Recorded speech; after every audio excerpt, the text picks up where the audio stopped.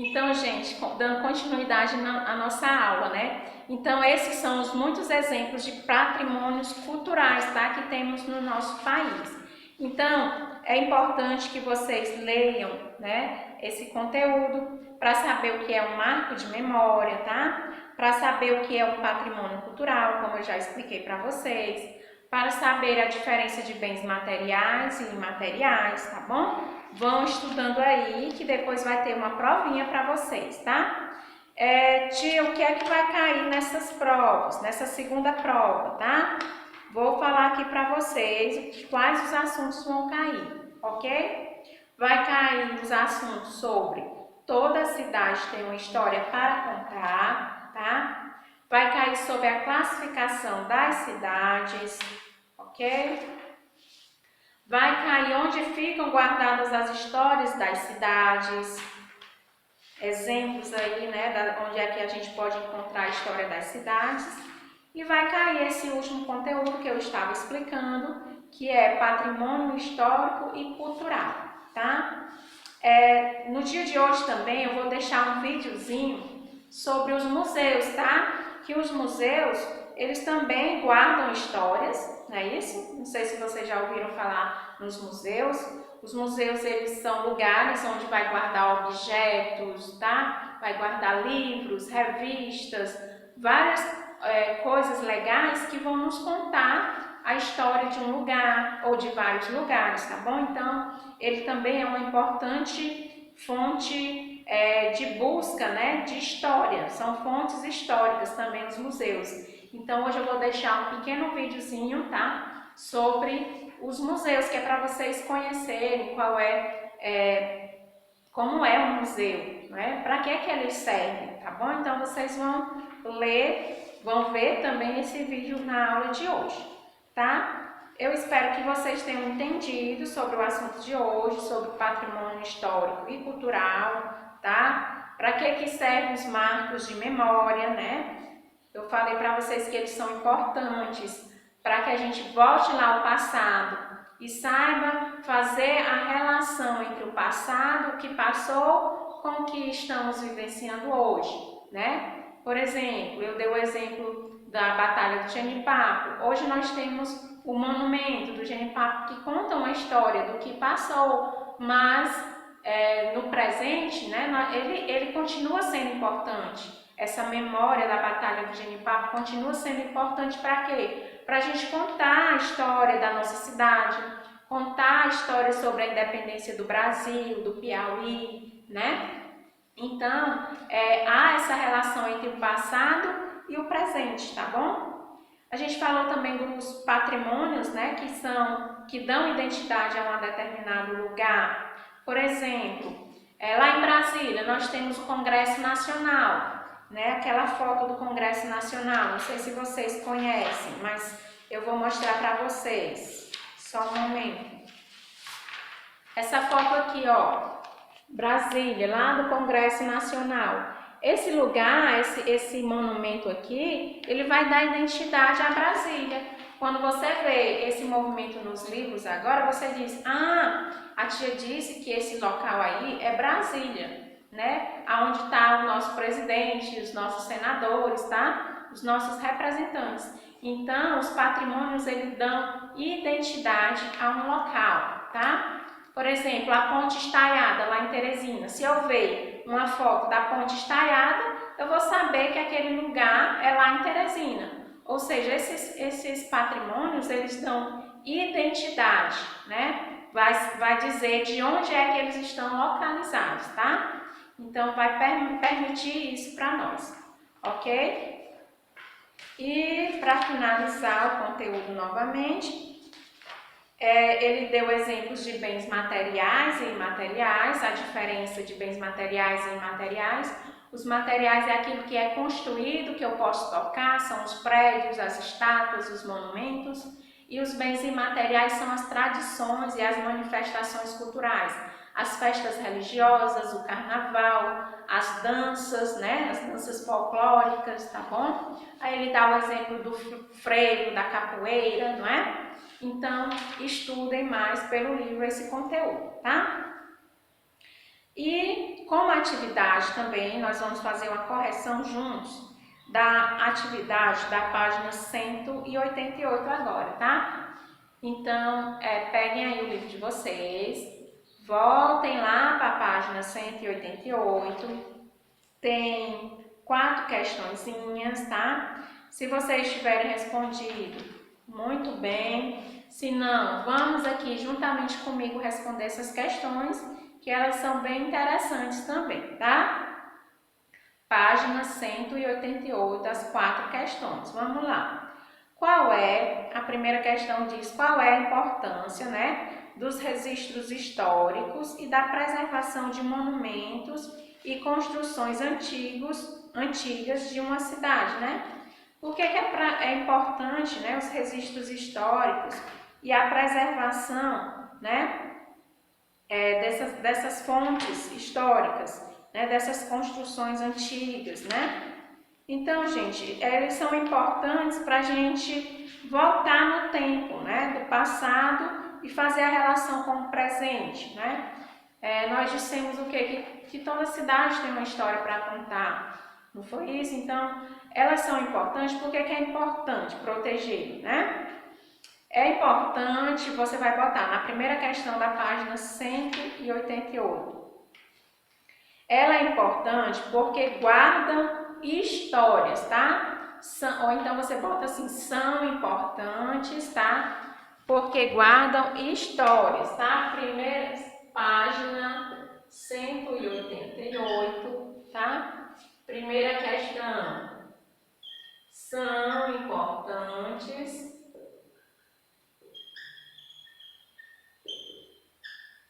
porque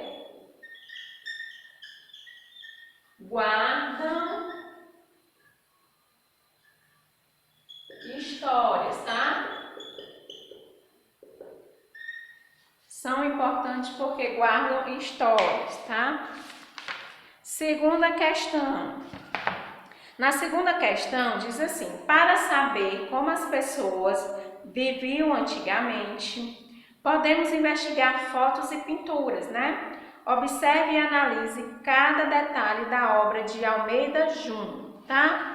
Então aí essa terceira questão é só para você observar essa foto. Ao lado dessa foto nós temos assim, cena de família de Adolfo Augusto Pinto, obra de Almeida Júnior, sobre óleo, sobre tela, 1891, tá? Essa fotozinha você observa, né? O que é que tem nela?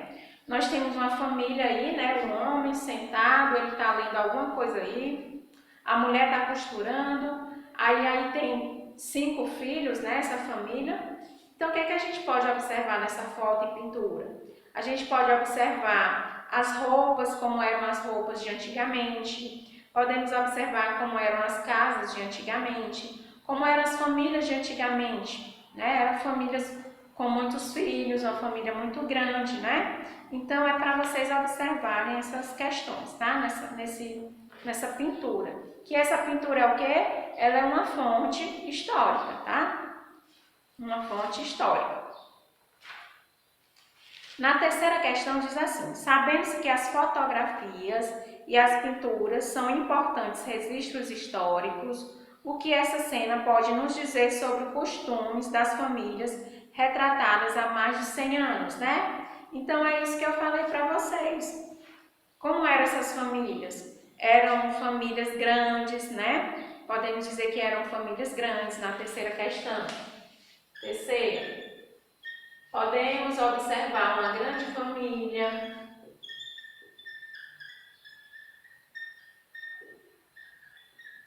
Uma grande família com 5 filhos, tá?